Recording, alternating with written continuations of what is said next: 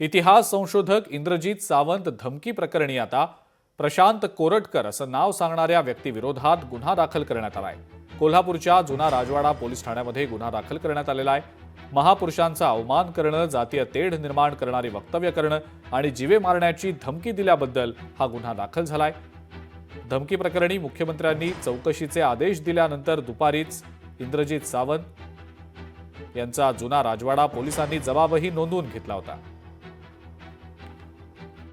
इंद्रजीत सावंत सरांचं आम्ही स्टेटमेंट नोंदवलं। त्या स्टेटमेंटवरनं जुना राजवाडा पोलीस स्टेशनला 140/2025 नुसार गुन्हा दाखल आहे। तो गुन्हा 196, 197, 299, 302, 151(4) आणि 352 BNS या सेक्शननुसार तो गुन्हा दाखल आहे। गुन्हा जो आहे, ज्या नंबरवरनं इंद्रजीत सावंत सरांना फोन आला होता त्या नंबरवर, म्हणजे त्यांनी ज्यांना आपलं नाव प्रशांत कोरटकर असं सांगितलं, त्यावर हा गुन्हा दाखल आहे। लोकशाही मराठी ऐका, पहा, जागरूक रहा।